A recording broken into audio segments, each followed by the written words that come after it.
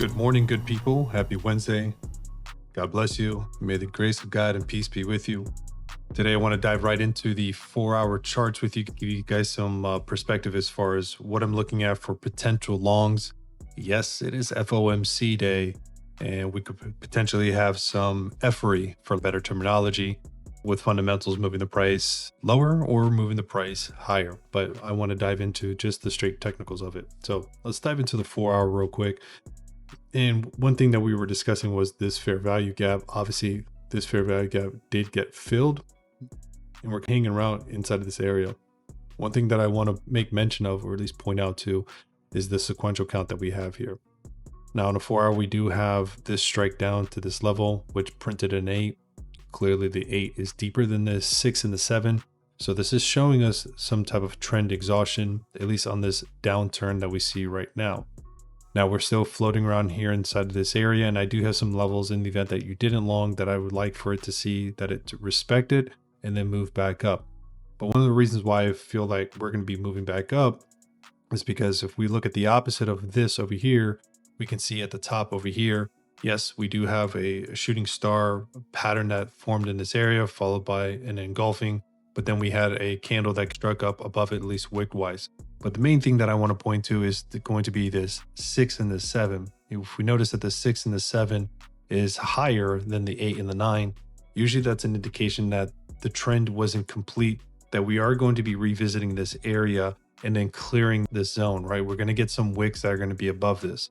Now, we do have an order block that formed in this area. This is where a lot of us had shorted from, the 42.46 through 42.67 call that was posted inside my corner. This is where we were shorting from. So majority of us are sitting in profits right now.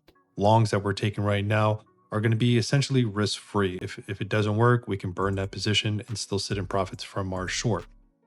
Now, being that we have the potential of coming back into this area, this order block would then be taken for liquidity, at least orders that are still sitting inside that area. And you see this big space that's right over here. Let's actually look left, right? There's not much that's going to stop it. Yes, we have some wicks and some resistance here at 43.93. This is one of the levels that I was looking at. And for wave 5, this is actually one of the targets that I have that price action could potentially go to. But really, the real test starts to come into when we get into these 4500s. Now I want to dive into an 89-minute with you guys real quick, give you guys an idea as far as what I was looking at. This is the short that we were talking about from the 42.46 through 42.67 benchmark. Obviously, we wrote it down. We had an A and then a B, and then this whole move down is a C correction. Now, if we look at wave 4, I was anticipating having somewhere around 0.382 down to 618. Obviously, we have a sharper wave 4 correction level. Going to place us right in here in this area. So this is going to be the zone from a technical perspective that I would like to see respected. If this area is respected, then we have the potential of moving into wave 5, and wave 5 would start around here, 43.99, and then we have an advanced wave 5, which would be 45.87. Now, from my perspective, I think that we would come to this level, have some type of correction, and then retest this order block, flip this order block into a support level, and then have the potential to move higher. I'll throw in the new idea that I was looking at. This kind of goes with it. This is going to be a Navarro setup. I'll go ahead and remove that path because that's just speculation.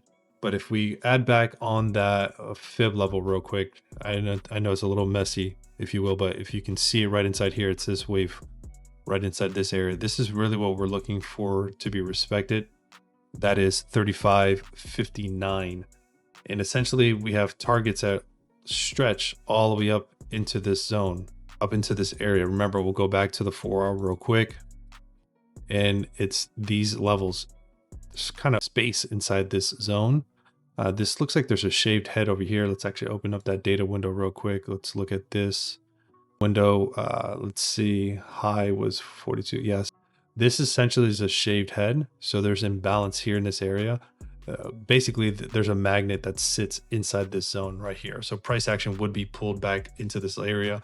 I feel strongly that it would take these order blocks, at least if you didn't take profits and you're just sitting and holding, expecting lower, and if we come back and revisit this area, I believe it is going to be taking you out. So I would definitely be looking into taking some profits, especially if you took that short. but it's just another confluence reason why we would be revisiting this area at the bare minimum here and then testing inside of the zone. So let's go back to that 89-minute. Let's look at this Navarro setup that we're looking at. Kind of same philosophy that I like to share with you guys when it comes to a wave B. You know, the first test that we're looking for is to test this level right over here, which is going to be 41.22. We can see that it's a 618 area. So there's a strong fib that sits in that level for resistance.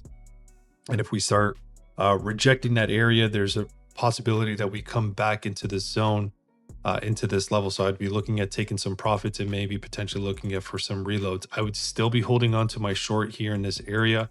Right now, I basically have a runner going. And then if I can clear this level and I get back into this zone where this order block is, then definitely I'm going to be at break even for that short. Stops are going to be in profits.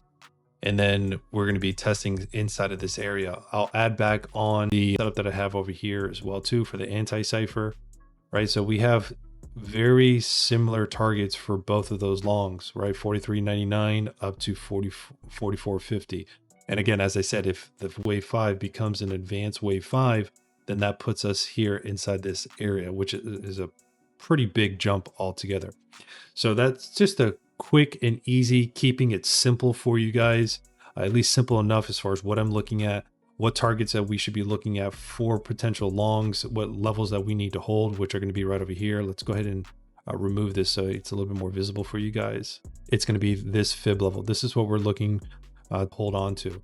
We can see that this trend line right over here was taken for liquidity. And how can we tell that? Because of the big strike through. A lot of individuals were longing. See how it bounced right over here, had a small little move up, and then it came to the zone again and boom, punched through. So this became trend line liquidity. The reason I mention that is because now we have another trend line, a potential trend line from this wick, and we can see we're just skirting it over here. And now if we measure down to this area right over here, we have another wick. So we really want to see this level to maintain itself. If you guys have any questions, any confusions about the setup, please feel free to reach out to me. Outside of that, I hope this information serves you well. God bless you. Be safe, be profitable, and I'll catch you on Friday. Peace.